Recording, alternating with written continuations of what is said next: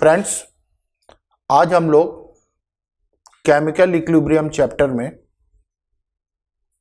Next topic पढ़ते हैं, that is effect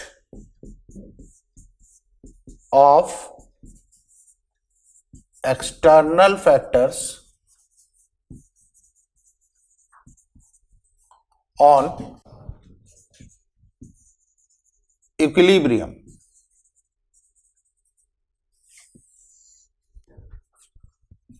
That is Lee-Chatelier principle.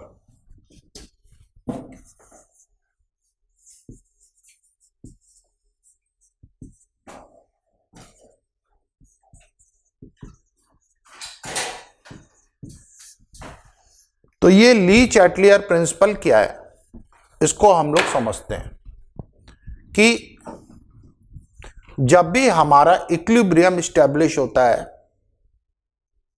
और उस इक्विलिब्रियम में हम कोई चेंज लाते हैं, कुछ भी पैरामीटर चेंज करते हैं, तो इक्विलिब्रियम का डायरेक्शन बदलता है और ये उस डायरेक्शन में जाता है जहां पर उस किए गए चेंज को कैंसिल आउट करना है या नलिफाई करना है। तो सबसे पहले इस प्रिंसिपल को हम कहते हैं Le Chatelier principle. It is called Le Chatelier principle. According to this principle, when a change is carried out in a reaction at equilibrium,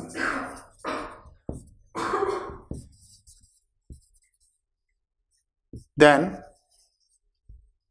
equilibrium shifts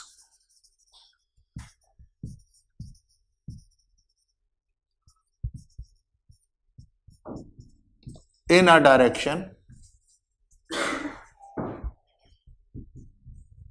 where it nullifies the change occur।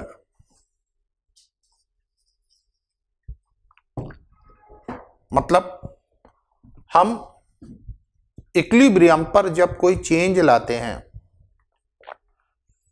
तो equilibrium उस direction में shift होता है जहां पर उस change को cancel out कर रहे हैं या नलिफाई कर रहे हैं। जैसे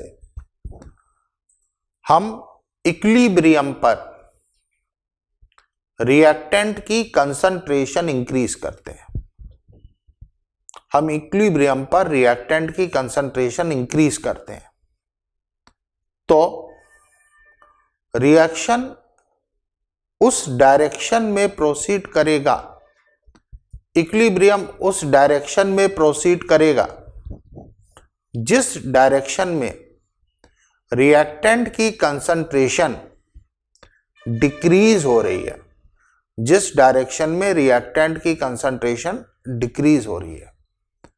तो फ्रेंड्स, हमको सोचना है कि किस डायरेक्शन में रिएक्टेंट की कंसंट्रेशन डिक्रीज हो रही है, रिएक्टेंट किस डायरेक्शन में रिएक्शन के चलने पर कंसंट्रेशन कम कर रहा है, तो वो होता है forward direction, that is forward direction.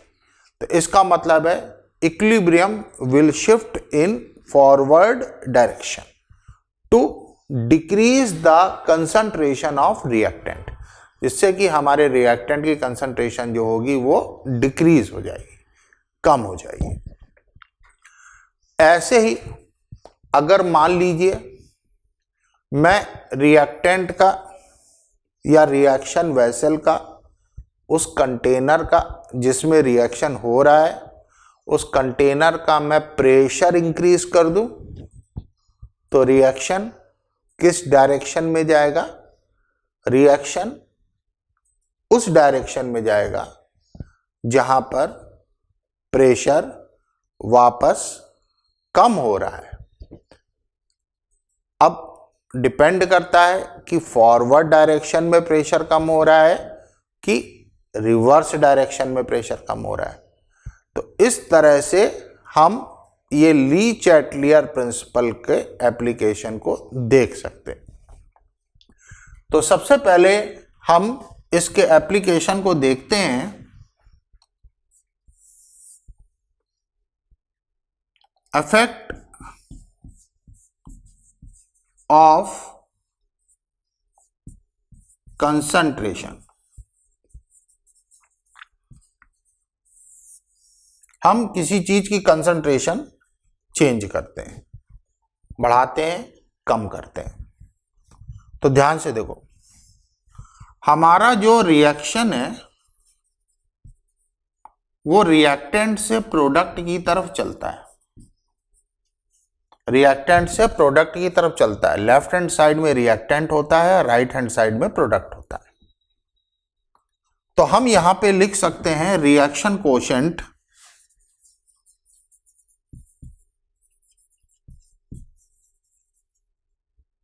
Q is equal to concentration of product upon concentration of reactant। हमारा रिएक्शन कोशेंट जो Q है that will be concentration of product upon concentration of reactant। अब फ्रेंड्स हम इसमें कुछ changes करते हैं। मान लीजिए मैं रिएक्टेंट की कंसंट्रेशन इंक्रीज करता हूं, कंसंट्रेशन बढ़ाते हैं, कंसंट्रेशन ऑफ रिएक्टेंट। देखिए स्क्वायर ब्रैकेट में हम कंसंट्रेशन को डिनोट करते हैं। तो अगर हम रिएक्टेंट की कंसंट्रेशन बढ़ाते हैं, आर की कंसंट्रेशन बढ़ाते हैं, तो ध्यान से देखिए इस Q की वैल्यू में क्या चेंज आएगा। Q इज प्रोडक्ट की कंसंट्रेशन अपॉन रिएक्टेंट की कंसंट्रेशन। हमने रिएक्टेंट की कंसंट्रेशन अर्थात डिनोमिनेटर को बढ़ा दिया, तो ये डिनोमिनेटर बढ़ेगा तो फ्रैक्शन की वैल्यू बढ़ेगी कि कम होगी? पक्की बात है, फ्रैक्शन की वैल्यू कम होगी। Q will decrease.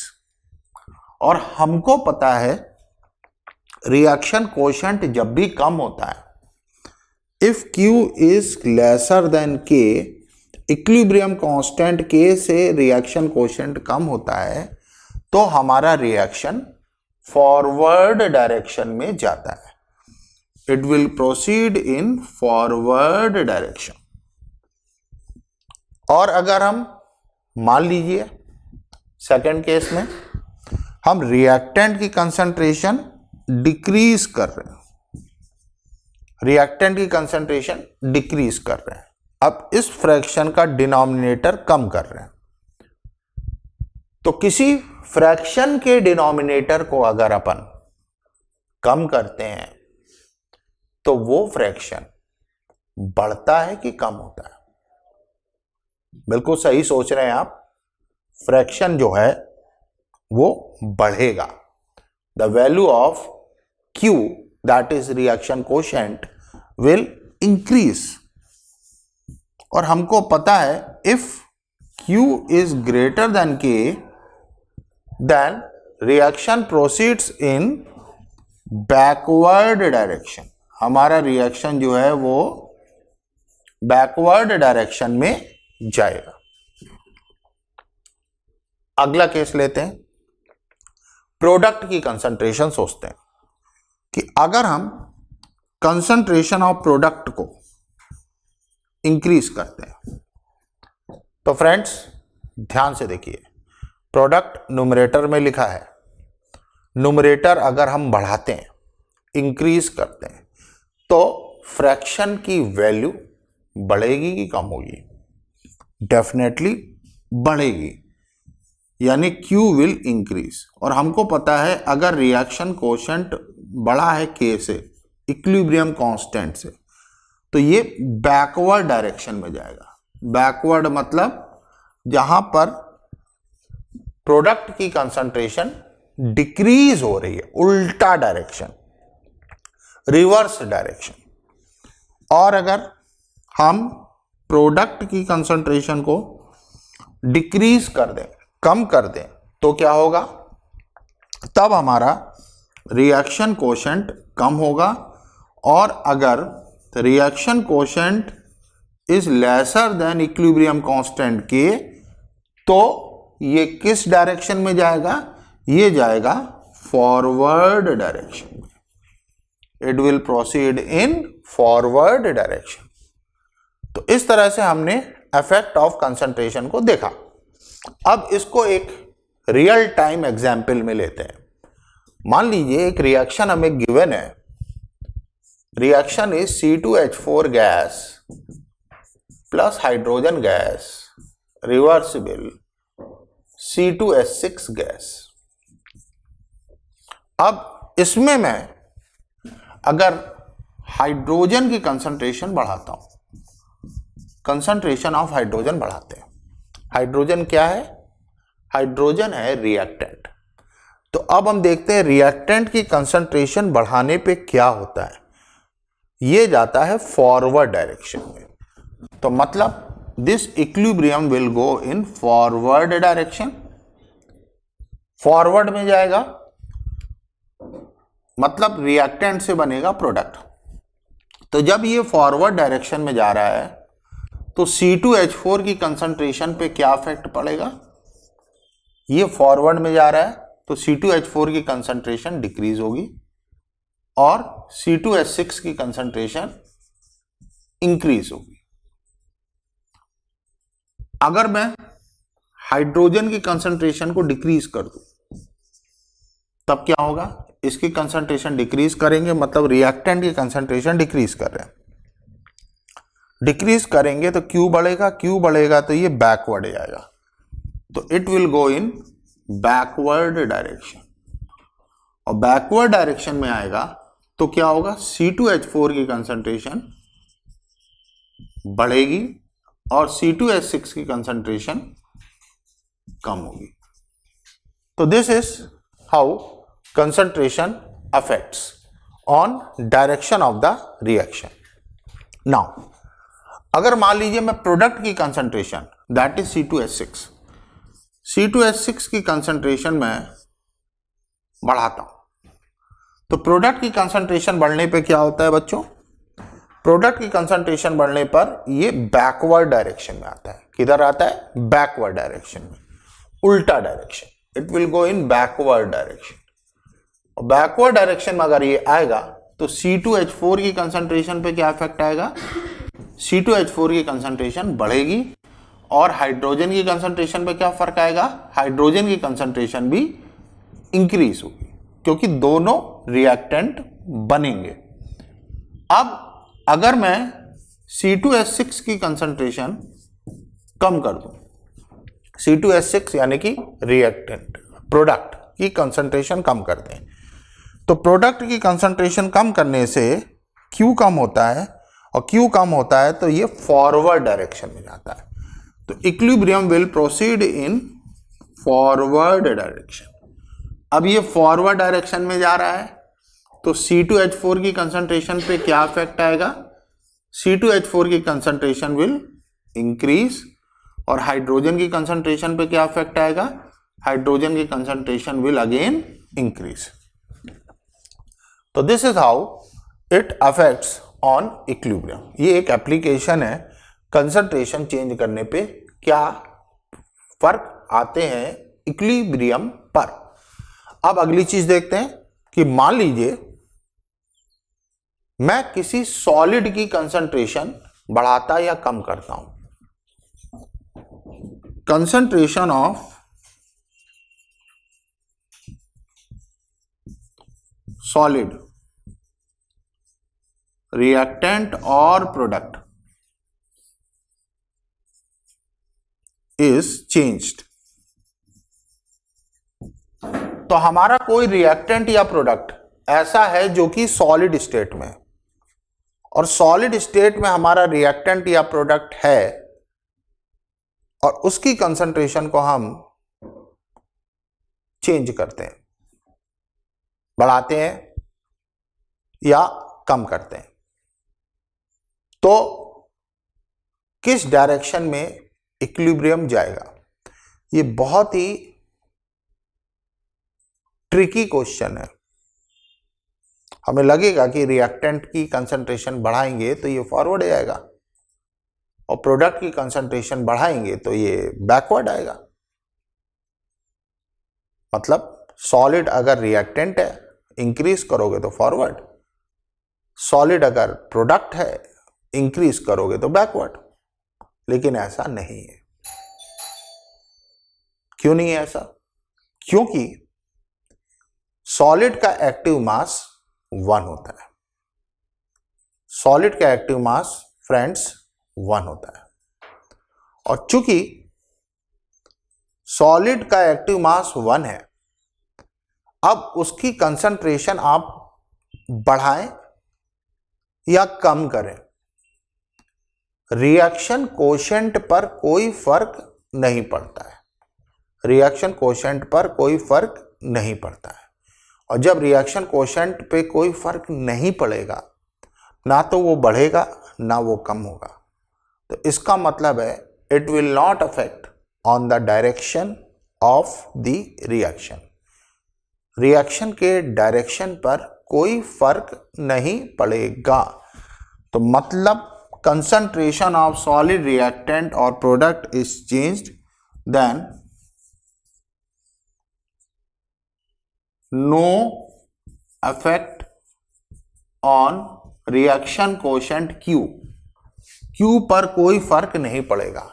Reaction quotient Q ना तो बढ़ेगा ना ही कम होगा। और जब हमारा रिएक्शन कोशेंट Q ना तो बढ़ रहा है ना कम हो रहा है, तो हमारे इक्विलिब्रियम पर भी कोई इफेक्ट नहीं आएगा। No effect on equilibrium.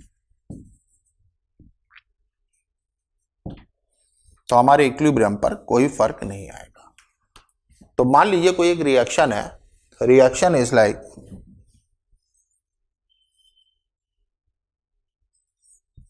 CaCO3 solid, CaO solid plus CO2 gas. अब इसमें मैंने, ये इक्विलिब्रियम पर है, ये इक्विलिब्रियम पर है, और मैंने CO2 की कंसंट्रेशन, ये CaO सॉलिड CaO की कंसंट्रेशन मोल बढ़ा दिए। Mole of CaO is increased. CaO के मोल मैंने बढ़ा दिए।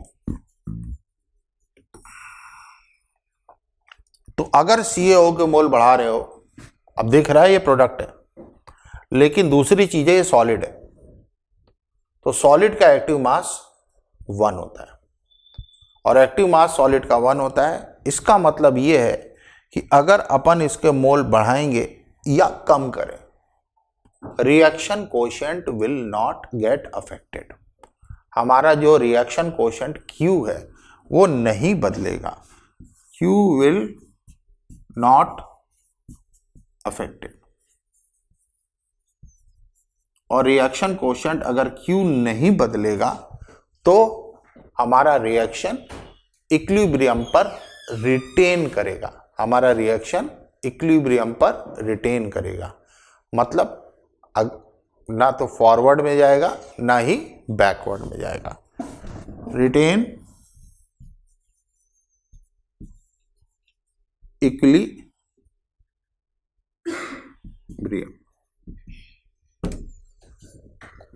तो this was all about effect of concentration, कि अगर हम इक्विलिब्रियम पर रिएक्टेंट की कंसंट्रेशन बदलें या प्रोडक्ट की कंसंट्रेशन बदलें तो हमारा रिएक्शन किस डायरेक्शन में प्रोसीड करता है। अब हम लोग इसके बाद अगला इफेक्ट देखते हैं। फ्रेंड्स, नेक्स्ट इफेक्ट है इफेक्ट ऑफ वॉल्यूम।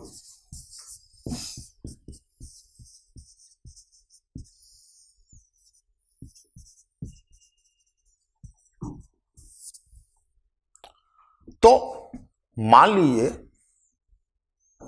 हम किसी रिएक्शन को जो इक्विलिब्रियम पर है उस रिएक्शन मिक्सचर का वॉल्यूम इंक्रीज कर देते हैं, वॉल्यूम हम बढ़ा देते हैं,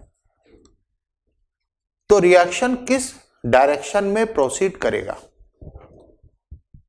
तो देखिए, अगर हम वॉल्यूम को बढ़ाते हैं तो रिएक्शन उस डायरेक्शन में जाएगा जहां पर बढ़े हुए वॉल्यूम को अकोमोडेट करने के लिए नंबर ऑफ मोल्स इंक्रीज होंगे, बढ़ेंगे।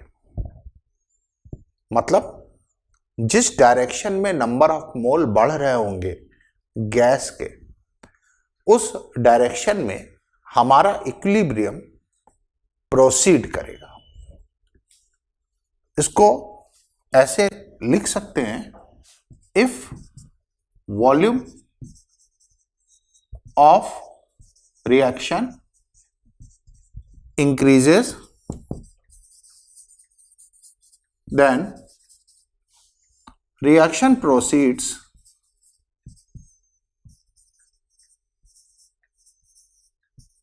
in direction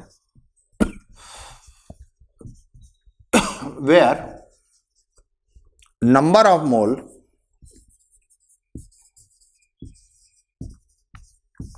of gaseous reactant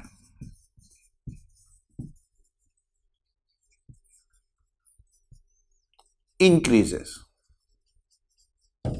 यहां पर गैसियस रिएक्टेंट के मोल इंक्रीज हो रहे होंगे, उस डायरेक्शन में हमारा इक्विलिब्रियम प्रोसीड करेगा। तो देखिए, इसमें पहला टाइप है रिएक्शन का, reaction having delta Ng positive. ऐसा रिएक्शन जिसमें फॉरवर्ड डायरेक्शन में गैस के मोल बढ़ रहे हैं। तो ऐसे रिएक्शंस में क्या होता है, जैसे PCl5 gas reversible PCl3 gas plus Cl2 gas. तो हम देख सकते हैं इसमें फॉरवर्ड डायरेक्शन में एक मोल से 2 मोल बन रहे हैं, मतलब नंबर ऑफ मोल इंक्रीज हो रहे हैं।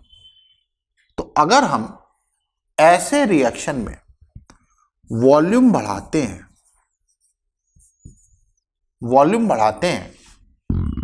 तो ये रिएक्शन किस डायरेक्शन में जाएगा? बिल्कुल सही सोच रहे हैं, ये रिएक्शन फॉरवर्ड डायरेक्शन में जाएगा। और फॉरवर्ड डायरेक्शन में PCl3 के मोल बढ़ेंगे, PCl3 के मोल बढ़ेंगे, Cl2 के मोल बढ़ेंगे और PCl5 के मोल क्या होंगे बच्चों? कम होंगे। अगर मैं वॉल्यूम को डिक्रीज करता हूं, वॉल्यूम को घटाता हूं, तो ये इक्विलिब्रियम किस डायरेक्शन में जाएगा? बिल्कुल सही सोचा, ये इक्विलिब्रियम बैकवर्ड डायरेक्शन में जाएगा, उल्टा बैकवर्ड। अब ये अगर बैकवर्ड में जा रहा है तो PCl5 के मोल कम होंगे, सॉरी PCl5 बैकवर्ड आ रहा था, PCl5 के मोल रिएक्टेंट के मोल बढ़ेंगे और दोनों प्रोडक्ट के मोल कम होंगे। PCl3 will decrease and Cl2 will get decrease. So this is effect of volume when in a reaction delta Ng is positive. अब अगली चीज, एक दूसरा रिएक्शन लेते हैं जिसका डेल्टा Ng निगेटिव है। Delta Ng is negative. Reaction is N2 gas 3H2 gas reversible 2NH3 gas. तो इस पर्टिकुलर रिएक्शन का डेल्टा Ng अगर हम देखेंगे तो एक N2 है और 3 H2 है, 4 रिएक्टेंट है और इनसे बन रहे हैं 2 प्रोडक्ट। तो 4 रिएक्टेंट से 2 प्रोडक्ट बन रहे हैं। It means number of moles of gas कम हो रहे हैं फॉरवर्ड डायरेक्शन में। फॉरवर्ड डायरेक्शन में number of mole of gas decrease हो रहे हैं, कम हो रहे हैं।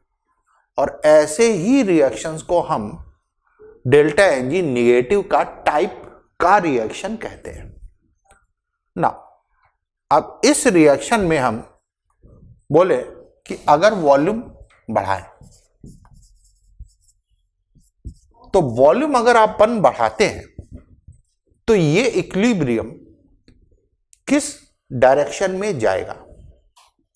ध्यान से देखिए, ये उस डायरेक्शन में जाएगा जहां पर नंबर ऑफ मोल इंक्रीज हो रहे हैं, जहां पर नंबर ऑफ मोल इंक्रीज हो रहे हैं। तो अगर हम देखें फॉरवर्ड डायरेक्शन में तो 1 + 3 4 मोल से 2 मोल बन रहे हैं, मतलब मोल डिक्रीज हो रहे हैं। और अगर मैं रिवर्स डायरेक्शन में देखूं तो 2 मोल से 4 मोल बन रहा है, 1 + 3, यानी नंबर ऑफ मोल इंक्रीज हो रहे हैं। तो हमारा इक्विलिब्रियम अब किस डायरेक्शन में जाएगा? वॉल्यूम बढ़ाया है, reaction will proceed in a direction where moles are increased, मतलब it will go in backward direction. और अगर ये बैकवर्ड डायरेक्शन में जाएगा तो N2 के मोल ऑफ N2 क्या होंगे? बिल्कुल सही सोचा, इंक्रीज होंगे। मोल ऑफ H2 क्या होंगे? बैकवर्ड डायरेक्शन में आ रहा है, इंक्रीज होंगे। और मोल ऑफ NH3 क्या होंगे? NH3 टूटेगी, इसलिए इसके मोल डिक्रीज होंगे। तो सिंस ये रिएक्शन बैकवर्ड डायरेक्शन में आ रहा है, इसलिए N2 के मोल इंक्रीज होंगे, H2 के मोल इंक्रीज होंगे और NH3 के मोल डिक्रीज होंगे। अब अगर हम इसी का वॉल्यूम डिक्रीज कर दें तो कहां जाएगा? अब देखिए, हमने वॉल्यूम कम कर दिया है, तो हमारा इक्विलिब्रियम अब उस डायरेक्शन में जाएगा जहां पर नंबर ऑफ मोल डिक्रीज हो रहे हो। और नंबर ऑफ मोल कहां डिक्रीज हो रहे हैं? नंबर ऑफ मोल डिक्रीज हो रहे हैं फॉरवर्ड डायरेक्शन। तो it will proceed in forward direction जहां नंबर ऑफ मोल डिक्रीज हो रहे हैं। 4 मोल से 2 मोल बन रहे हैं, इसलिए हम कह रहे हैं नंबर ऑफ मोल डिक्रीज हो रहे हैं।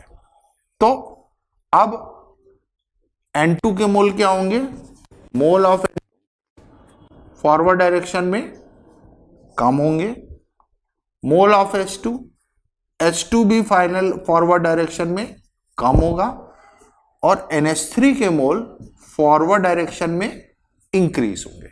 NH3 के मोल फॉरवर्ड डायरेक्शन में इंक्रीज होंगे। अब फ्रेंड्स, हम तीसरा टाइप रिएक्शन का लेते हैं where डेल्टा Ng इज 0। अब डेल्टा Ng 0 है। एक एग्जाम्पल लेते हैं। Example is H2 gas plus Br2 gas reversible 2HBr gas. तो इस रिएक्शन में अगर हम देखें कि 1 मोल H2 1 मोल Br2 कंबाइन करके 2 मोल HBr के फॉर्म कर रहे हैं, मतलब फॉरवर्ड डायरेक्शन में नंबर ऑफ मोल चेंज नहीं हो रहे, 2 रिएक्टेंट है और 2 ही प्रोडक्ट है। तो इसका डेल्टा Ng 0 है। अब अगर हम इसका वॉल्यूम बढ़ा दें, तो वॉल्यूम बढ़ा दोगे तो रिएक्शन को उस डायरेक्शन में इक्विलिब्रियम को जाना चाहिए जहां पर नंबर ऑफ मोल इंक्रीज हो रहे हो, लेकिन हमको साफ दिख रहा है ना तो फॉरवर्ड डायरेक्शन में नंबर ऑफ मोल इंक्रीज हो रहे हैं, ना ही बैकवर्ड डायरेक्शन में नंबर ऑफ मोल इंक्रीज हो रहे हैं। तो जब किसी भी डायरेक्शन में नंबर ऑफ मोल इंक्रीज या डिक्रीज नहीं हो रहे हैं तो ये इक्विलिब्रियम नहीं शिफ्ट होगा। This equilibrium will not gate shifted, मतलब नो अफेक्ट ऑन इक्विलिब्रियम कि वॉल्यूम अपन बढ़ाएं या वॉल्यूम कम करें, वॉल्यूम इंक्रीज करें या वॉल्यूम डिक्रीज करें।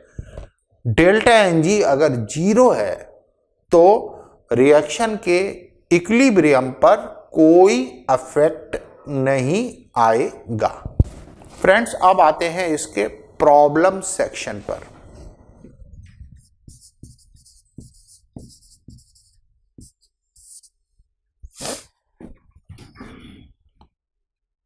What will affect on concentration of Cl2 if concentration of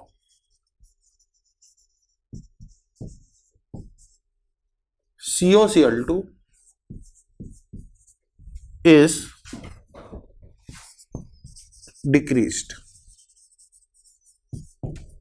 तो एक इक्विलिब्रियम दिया जा रहा है, COCl2 gas, reversible CO gas plus Cl2 gas, ये एक इक्विलिब्रियम दिया गया है और हमसे कहा गया है कि अगर इसमें Cl2 की कंसंट्रेशन, इसमें एक Cl2 की कंसंट्रेशन पे क्या फर्क आएगा अगर COCl2 की कंसंट्रेशन डिक्रीज हो गई।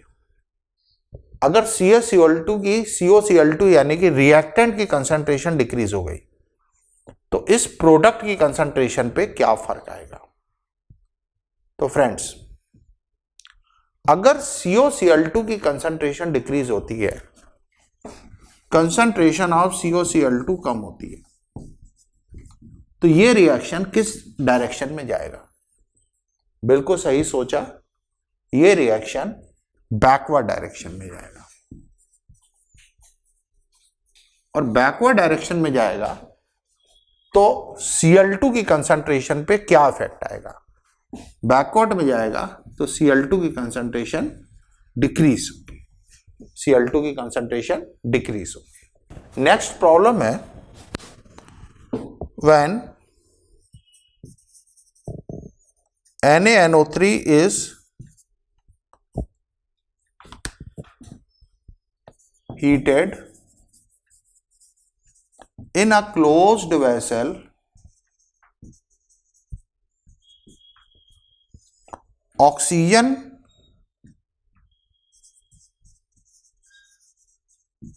is liberated and NaNO2 is left behind।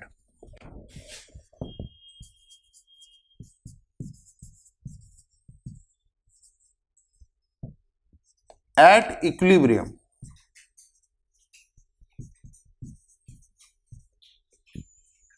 A option, addition of NaNO3 favors reverse direction, reverse reaction।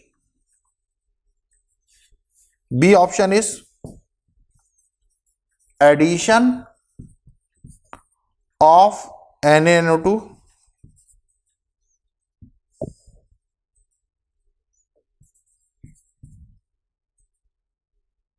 NaNO3 favors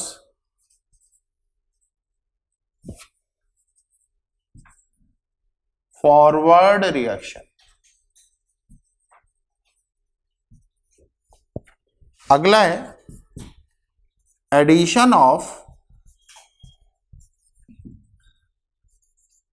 NaNO2 favors forward direction. D option is addition of NaNO3 has no effect on equilibrium. तो friends इस question में ध्यान से देखिए कि जब NaNO3 को heat करते हैं तो ऑक्सीजन लिबरेट होती है और NaNO2 बनता है। तो फ्रेंड्स ये रिएक्शन जो है ये एस ब्लॉक में दिया गया है, एनसीईआरटी में एस ब्लॉक में दिया गया है। Reaction is NaNO3 solid gives NaNO2 solid plus half O2 gas. So this is our reaction. अब इस रिएक्शन में only O2 is the gas. बाकी NaNO3 भी सॉलिड है और NaNO2 भी सॉलिड है। तो ए ऑप्शन पढ़ते हैं। Addition of NaNO3 favours reverse reaction. NaNO3 solid है, उसको अगर हम ऐड कर दें तो क्या रिवर्स डायरेक्शन में रिएक्शन आएगा? नो। क्यों? क्योंकि ये सॉलिड है। सॉलिड को ऐड करो या हटा दो, इक्विलिब्रियम पर कोई फर्क नहीं आता है। तो ए ऑप्शन इज रॉन्ग। अब बी ऑप्शन देखते हैं। Addition of NaNO3 favours forward direction. फिर से वही बात है, NaNO3 सॉलिड है और सॉलिड को हम ऐड करें या रिमूव करें, इक्विलिब्रियम पर कोई फर्क नहीं आता है। So B is also wrong. अब सी ऑप्शन देखते हैं। सी ऑप्शन में addition of NaNO3 favours forward direction. अब NaNO2 ये भी सॉलिड है, अब इसको हटाओ या डालो, रिमूव करो या ऐड करो, इक्विलिब्रियम पर कोई इफेक्ट नहीं आने वाला। मतलब सी ऑप्शन भी रॉन्ग है। अब आते हैं डी ऑप्शन पे। तो D option is addition of NaNO3 has no effect on equilibrium. बिल्कुल सही बात है, क्योंकि NaNO3 हमारा सॉलिड है तो उसके एडिशन पे करने पर हमारे इक्विलिब्रियम पर कोई इफेक्ट नहीं आने वाला है। तो फ्रेंड्स आज के सेशन में हमने ये दो इफेक्ट देखे हैं, कंसंट्रेशन का इफेक्ट देखा और वॉल्यूम का इफेक्ट देखा इक्विलिब्रियम पर। अगले इफेक्ट्स जो बाकी पैरामीटर्स के हैं वो हम लोग नेक्स्ट सेशन में देखेंगे। तब तक के लिए आप लोग क्वेश्चंस की प्रैक्टिस करते रहिए। Thank you.